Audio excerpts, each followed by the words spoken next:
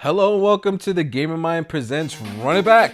I am Josh with Ryan here, Hello, hello. and we're going to be playing old video games. And I've been wanting to do this series for a long time where I just basically play through an old ass game. And the first game we have on the docket is Alex Kidd in Miracle World. This is a Sega joint. It was released 1986 or something like that. I was like 1 year old. And the title of this show is Run It Back. So basically, I have rules that I need to follow. I need to play the game, and I need to play it with the rules that the game has provided. So 3 lives, no continues. I have to basically just run it through, see how far I can get.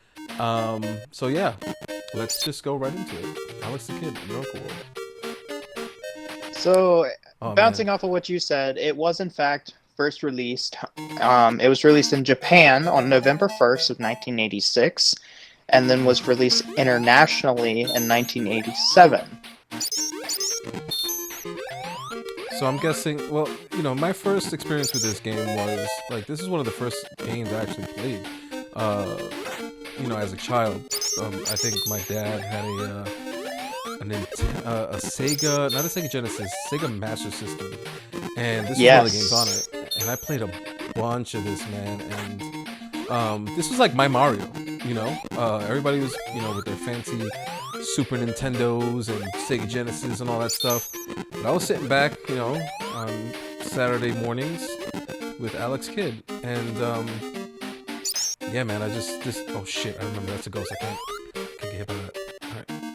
Yeah, so Oh, it's a ghost. basically, it was built into many of the Master Systems and Master System 2 consoles, and as a result of that, the actual cartridge-based version of the game is one of the rarest Master System titles. Get out of here, dude. Oh man, Oh, I gotta go back to my like old video games and see if I still got this because I remember specifically this being a one of those games where I had a disc for not a disc, but I had a cart for it, so I can be sitting on. well, you Any you idea how could be much money sitting that on. thing's worth? Uh, actually, I believe. Let's see if we can look that up real quick. So basically, why you look that up, like, the reason why I like this game is because, like, I don't know, like in Mario, you had to like, I listen. A lot of people say that Mario is probably one of the best platformers of that era, which is great. It's real tight controls and whatnot. But listen, I'm here to tell you that Alex Kidd is dope because he doesn't just go around and jump on dudes' heads. He fucking punches them in the face, and then not only that, like his fist is fucking huge. But yeah, I always thought it was dope that instead of like jumping on people's heads, you just fucking punch them and they turn into dust. So it looks like it's going for between $47 and $84. That's not bad. That's not bad. So hang on to I it mean, for another 20 years, and that could be worth quite a bit. yeah, I've always with this particular game. Oh, jeez, come on. Nobody told me he was gonna. Why do bubbles hurt you? Why? Why do bubbles hurt? They're just bubbles. This frog reminds me of one of those cartoon characters from like a Disney movie. And another reason why I like this game, I don't know what it was on the Sega. I just feel like colors were fuck shit. All right, I already lost 2 lives and not even 5 minutes into this video. I always thought the colors on the Sega Master System were much more vibrant than on the NES. The NES was great, whatever, but it's just something about the colors on the Sega Master System. There was a bunch of games I played for the Sega Master System, and maybe one day we'll get to them. Yeah, fucking right. We got a little man, little Alex the Kid man. All right, cool. Here's your overworld. Oh, this is one of my favorite parts. Do I have enough? Oh, I have enough. Boom, baby. So throughout the game, there What's is in this? fact 17 stages. 17. Jeez. Yes, there are 17 stages, and you also face the three henchmen of Jaken the Great before facing Jaken himself. So, do you know what the hook of this game is? So the boss fights Well, let me not spoil it. But there's something really unique with the boss fights that I think is kind of bullshit. But you'll see when we get there. I think it's at the end of the stage. It's very unique, and I've never seen anything like it ever in another video game. I mean, you have games of chance and roulette wheels, but check this shit out. Now, let's see if you knew this. Alex Kidd the Miracle World originally began development as a licensed tie-in game based on the Dragon Ball manga series.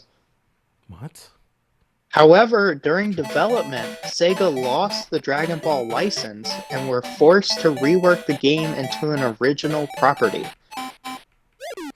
So, do you think this is supposed to be Goku? Maybe. Like That's a Goku? possibility.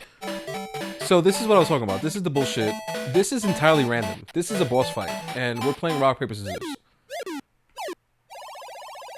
And I don't know if there's like there's probably like a guide that I can look up, but I'm not gonna do that because here on Run It Back, we're just playing the game the way it was meant to be played. But this sucks. Now, but then again, rock, paper, scissors is a game of chance. It is a game of chances. You know, there's no indication as to what he's gonna do. Yeah. Correct. I mean, even if you're playing against somebody in the real world, you don't know what they're gonna pick. Yeah, but I feel like in the real world, you don't really die if you lose a game of fucking rock, paper, scissors. I mean, that is very true, but you never know. I mean, who knows? Maybe that's how gang violence started out. Just playing a mad game of rock, paper, scissors out on the streets. They should add rock, paper, scissors to fucking GTA as one of the things. Right?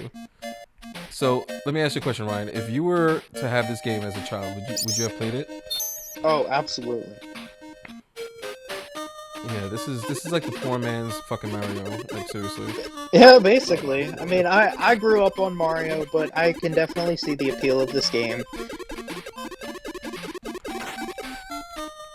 Fucking seahorse was getting a little tricky dicky. Right. So, you said there was 17 stages in this game? That is correct.